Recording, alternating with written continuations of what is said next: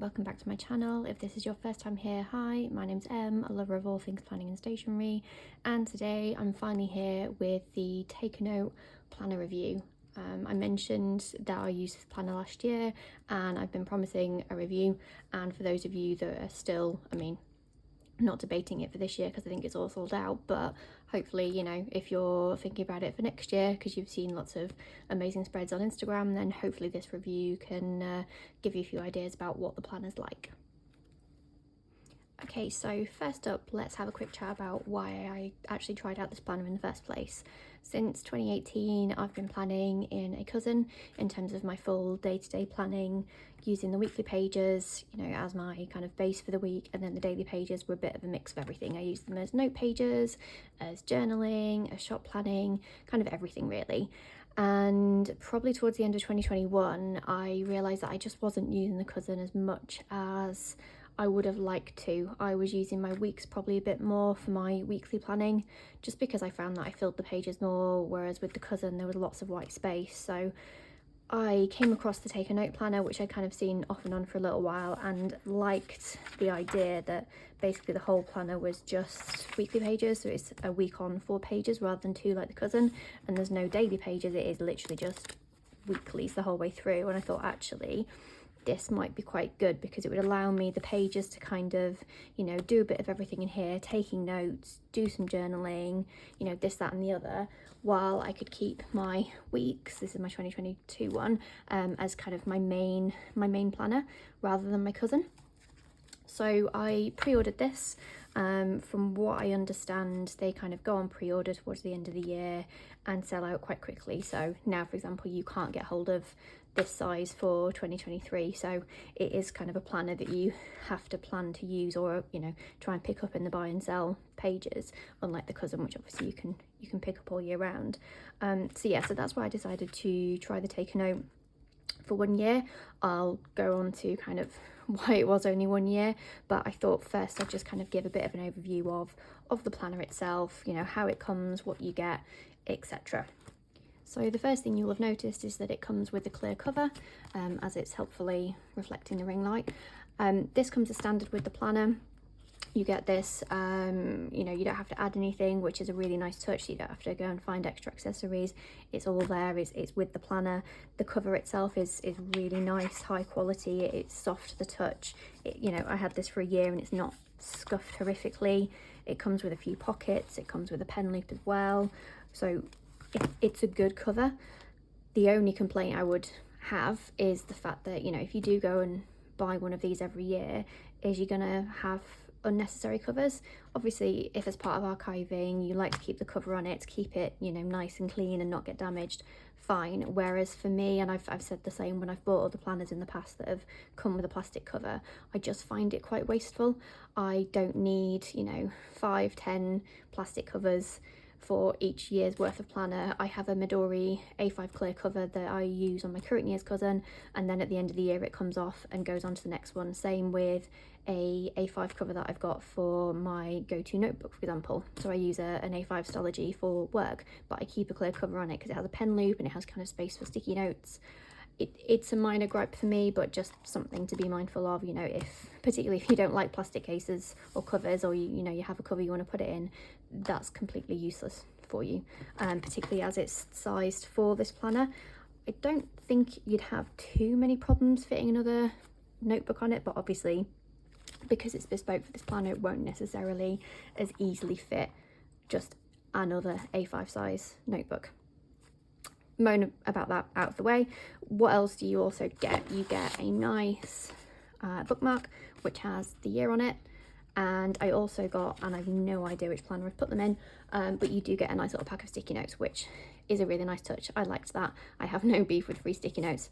I use them absolutely everywhere. The planner itself, as you can see, the kind of, I suppose, inner cover is a nice black textured cardboard. Everything about this planner feels very well thought out, very high quality. I was really impressed in terms of the unboxing experience of it. The paper is Tomoe River paper. I had a look on the website and couldn't find the GSM listed anywhere. I have seen posts, so what I'll do is I'll try and find what the GSM of it is in comparison to the Hobby Nietzsche's Tomorrow River paper, and just pop that in the comments below, just so you can kind of have a comparison.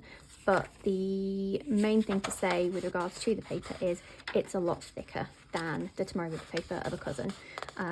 Not so stupidly thick that this, you know, ends up being a big thick planner. It's, you know, it's still a good thin planner like you would, you know, expect from a Tomorrow River paper planner, but it does just feel a little bit more hardy, and that's one of the things that does bug me about my cousin, is I will frequently, you know, bend pages, or, you know, get little rips sometimes if I'm kind of repositioning stickers or washi tape, just because the paper is so thin in comparison. So if you're a heavy-handed person like me, then you will probably get on really well with the Tomorrow River paper. So in terms of what's actually in the planner, obviously this is 2022's version, so there might be tweaks from year to year, but just to give you an idea of how they set up their planner, the kind of, I suppose, introductory pages are very minimal in comparison to Hobby Nietzsche. So literally you get the inner black cover, you get kind of, I guess, a title page, or, you know, where you want to put your name if you want, and then you go straight into a year at a glance. I do like this year at a glance. This is actually one of the post-it notes that came with the planner, so as you can see, very nice and sticky. But yeah, you only get, you know, the full current year, and then the last 4 months and the next 4 months of the future year. I really like this. I don't have a huge amount of, you know, future plans, and even then I would just probably put it as a sticky note on my yearly overview. So I like that this actually only takes up 1 page. You then get a page of, I suppose, I mean, I used it as habit tracking really well, as you can see. But yeah, you've got a page of, you know, habit tracking, mood of the day, whatever it is you want to kind of use this for, again, to cover the whole year in 1 page. I like how condensed this is. It's very neat. I am a bit of a habit tracker queen, so I have about 10 million, hence why I created a notebook or notepad just for that. That's a new product, by the way, in the shop, so I will leave a link just in case you've looked at that and gone, oh, I love habit tracking as much as she does, I need that notepad. Anyway, so yeah, because it was only 2, I didn't really kind of get to grips with using that much. However, I can imagine if I was in this planner, you know, properly and for a longer period of time, I could probably find a couple of really good uses for this page. Next, you're into the monthly pages. So you get December of the previous year, and you get all the way up to March of the following year. Again, I really like that. It, you know, it gives you the overlap space from the beginning and the end of the year, and you know, get a few extra months just to, you know, cover future plans, because let's face it, you will have plans coming up in January, and I don't like kind of setting up my new planner until it's kind of the new year kind of properly. I do like a whole big setup thing, so if I'm starting to get plans, even if I've got my next year's planner, I won't put it in there yet. I know that's weird, but so I like having the space to add them in to my current planner just until the end of the year. The monthly pages themselves I really liked. So it's a decent kind of thickness of grid in terms of the actual lines. It's quite muted, but it's still quite clear, so I found writing on these pages really handy. The colour schemes, they don't change over the months, so it is just a simple brown and grey layout. Again, really like the simplicity of this. You can make it your own, you can go mad and decorate, or you can just keep it all pen only. As you can see, I didn't really use much of the pages, which I'll kind of go over at the end when I kind of talk about how well I use this planner and why I moved back to the cousin. But the main thing that I really liked about these pages is just how much space is around the actual days themselves. You've got quite clear space if you want to do a bit of, you know, goal or project planning in each of the weeks. You've got a little bit of extra space here, plus the space top and bottom. If I was in the mood to kind of set this up for work or with a real kind of productivity angle, I could do so much with these pages. They are super flexible, and it's probably one of the best monthly layouts that I've seen and used. It's just a shame it was in a planner that didn't fully work for me. Next, going on to the weekly pages. So as I mentioned at the start, this is a week on 4. So you get a nice weekly overview at the start, and then you get the days separately. So, you know, plus point is you get full days for Saturday and Sunday. I hate planners that scrimp weekends into, you know, one block or one tiny space, because particularly for me, because I do have the blog and the shop and the YouTube, I have a lot more going on at the weekend potentially rather than through the week, because I'm at work and I don't use my main planner for work. I have a separate planner. So yeah, big tick to have all of that space. I like having the weekly overview, because this was the one bit that I was concerned about to begin with this planner, is that I like having my week at a glance, and I thought I would get annoyed kind of switching between the two, and to an extent I did, but always having kind of the overview as a bit of a grounding. So I experimented with just putting appointments in there and all-day events and things that I guess I would put on my monthly spread. I would then replicate them on the days, but that was just part of the daily planning. But yeah, I think without this, I would have hated the planner a lot more. And as much as having all the spaces there, I'm one of these people, I like to have my planner literally sat here on my desk, out open, so I can see quickly at a glance what have I got going on today, tomorrow, at the weekend, or just so I've got my to-do list right there so I can tick off. And yeah,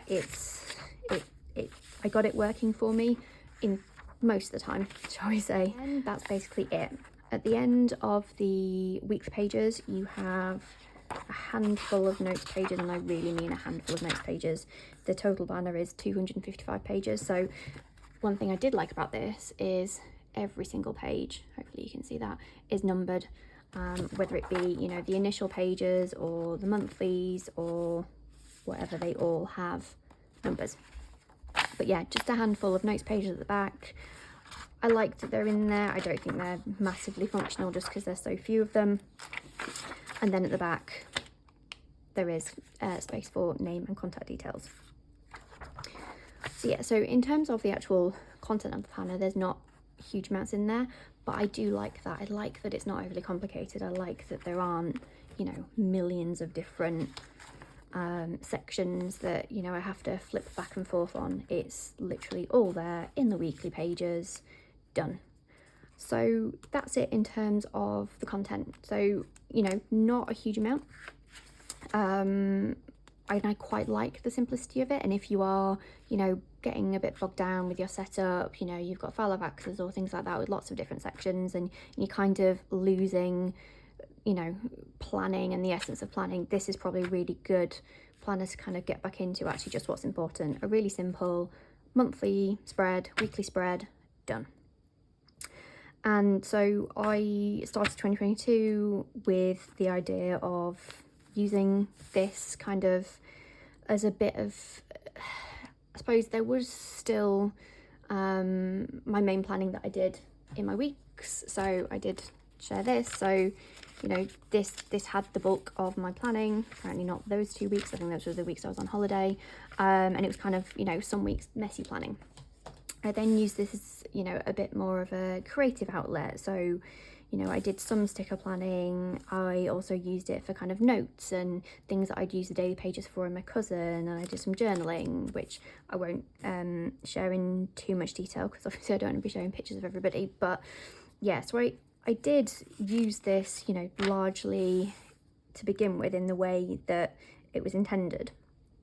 What I quickly found though is that it just had too much space for weekly planning, hence why I was using the pages for notes more than anything else, because like I said, I didn't have enough going on to justify the A5 cousin. And what I also found is that actually there wasn't enough space for journaling. So, when I go on holiday, for example, I like to put all the, used my cousin's daily pages as a travel journal. So I had all my ephemera and, maybe wrote a little bit about what we did and filled it with lots of pictures. And what I quickly found is actually that these pages weren't enough for me, because to cover, 3 days over 2 pages, whereas in my cousin I was covering 2 pages over 2 days, or the other way around rather, it just wasn't quite enough for me. So although I completed this, as you can see, with kind of the chunkiness, where I kept it going as basically a travel journal for the year, or actually not even just travel, like it became a bit of a scrapbook really. So, you know, pictures, things we did, place we went, holidays, ephemera, mementos, it all went in here because I still wanted to, you know, have this as a log, and I didn't want to, you know, switch the cousin halfway through the year and have half in one and half in another. So I, you know, I stuck through with this planner, but I knew it wasn't for me. My heart wasn't in it. I knew that I had the right idea in terms of, you know, why I wanted to try it, but I quickly realised that I needed to go back to my cousin. And this year, if you've seen my setup videos for my weeks with my cousin, you will know kind of how I've defined those planners and how I'm using them. And weeks is basically my workhorse. It's got all my to-dos and events and things like that. And then my cousin is, you know, the pure creative outlet. So some weeks I won't do much in it. Some weeks I'll just kind of back plan or just, you know, use it for notes or whatever. But the daily pages are kind of so invaluable to me. It's got all my shop planning, all my YouTube planning, it's got notes, it's got holiday planning, but then importantly, it's got all of my journaling, and it fits everything I want in there. I can fill my pages with lots of pictures and mementos and ephemera, and it just works. I missed it deeply. I'm glad to be back in. I loved trying this. You know, I'm glad I got round to trying it. You know, as you can see, it did a very good job of keeping all of these moments, as you can see. So one thing that I do want to point out is I love the spine on this and how it's been set up.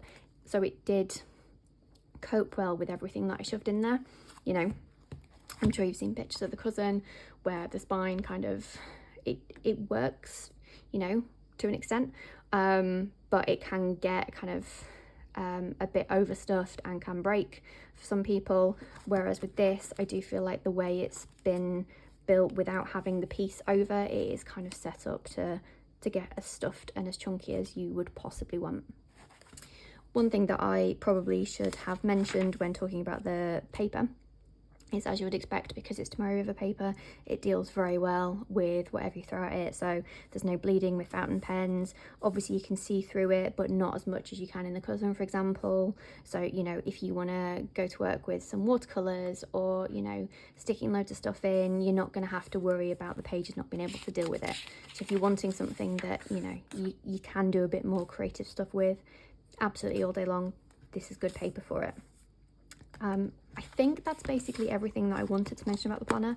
I did like the planner. It didn't work for me, sadly, but hopefully this has given you a good enough overview so that if you were debating it for next year or beyond, then, you know, you've hopefully decided whether it is or isn't for you.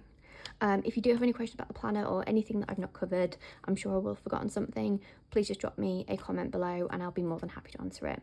If you haven't already, please like and subscribe, and hopefully I'll see you in the next video. Bye!